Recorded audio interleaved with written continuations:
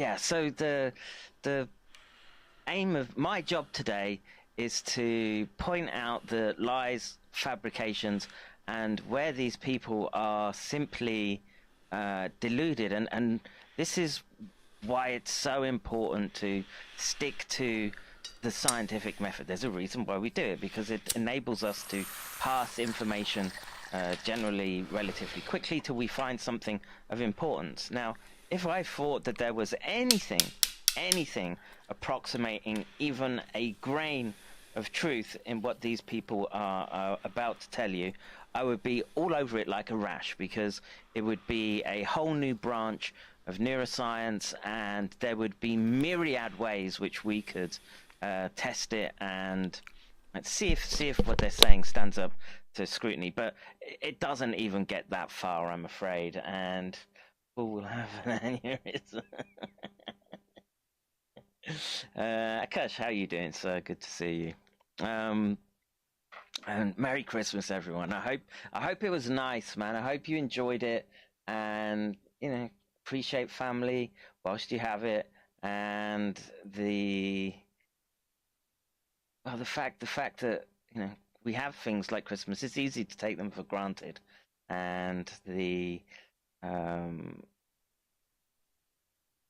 wow, whatever faith you are, I think holidays are there.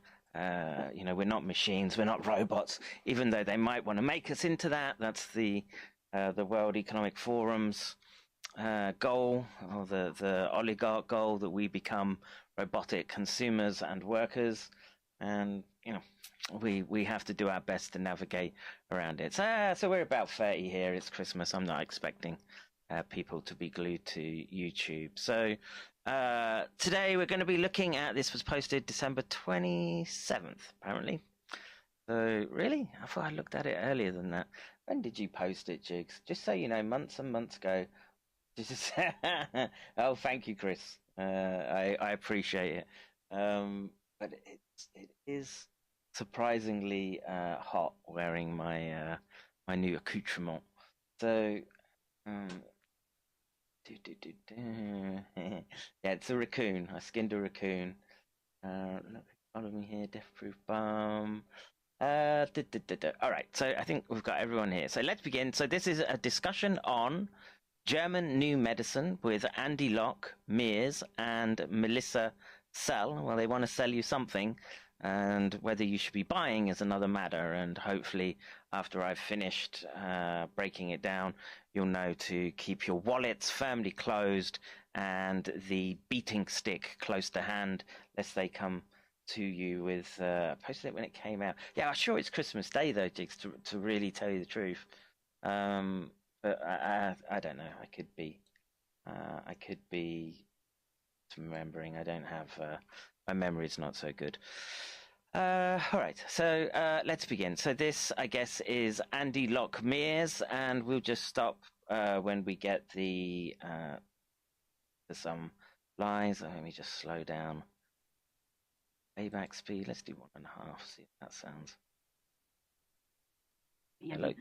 Well, really, for me, it's about education, and then sharing this perspective with my audience. I featured a number. That sucks, really. Of different people with different kind of perspectives, and all with value. And so I want to keep bringing that out, and then I want to get more experience myself with things, so I know what works for what. And those stem cell implants have worked for Andy's head. Thanks, suckers, for paying for his hair treatment. Get that information. Let me jump in here. Then I'd like to introduce all of our listeners to Dr. Andrew Kaufman. And if you've been following anything on the coronavirus, you've probably heard his name pop up. So we're so thrilled to be able to have him with us today. He has a BS from MIT in molecular biology. Lie. First lie there. We're not even 2 minutes in. 2 minutes in, there we have the old canard that he's got a molecular biology degree from MIT. That's nonsense. We know it's nonsense. We know he's nothing but a shyster and an embezzler as well. And let us, whilst this is playing, I'm just going to, before they really kick off, let me find... Graduated from the Medical University of South Carolina, and he completed his psychiatric training at Duke University Medical Center. Where he had his license suspended for stealing Amazon gift coupons, and I'll get to the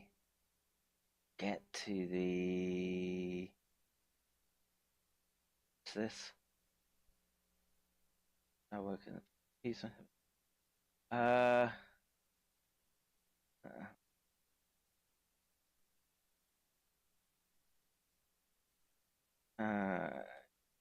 yes.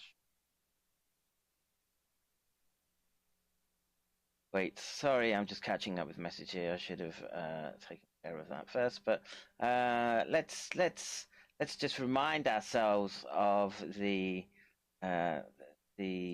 bullshit that goes for Andrew Kaufman's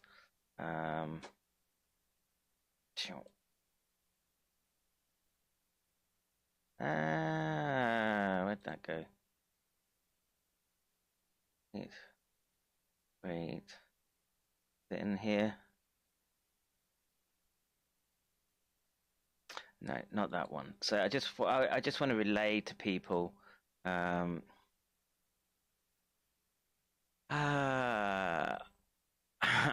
Okay, so let's just take this bit from Richard and Andrew's exchange early in the year in August. So this is Richard to Andrew. Sorry. Yeah, Richard to Andrew.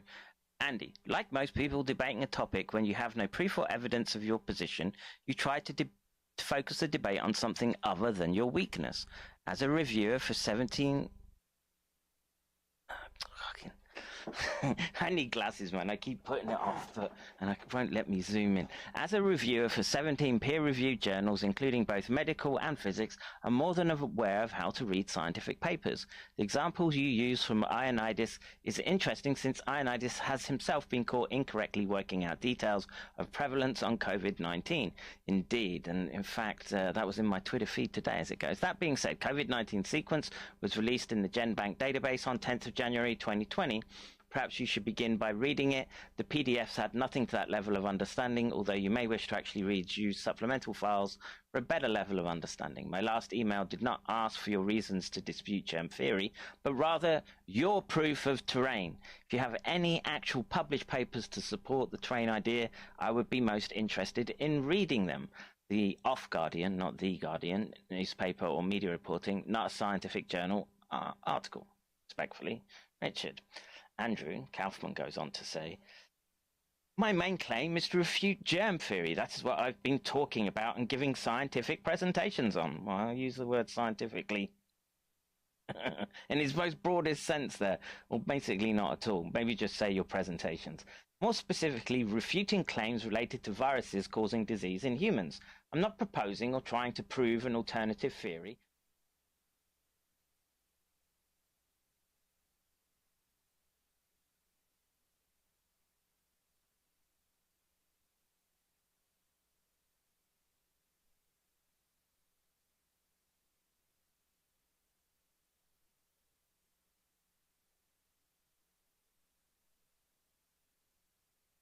I utilized the framework of terrain theory in my consultation. They did not specify in the papers or in other published materials. If you're not willing to consider this type of evidence as important, then there's no reason for further discourse.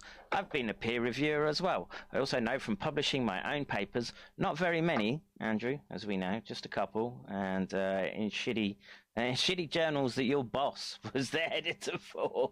Anyway, I digress. So, most reviewers don't understand experimental science or statistics. No, neither do you. We saw that when we looked at the humanized mouse study.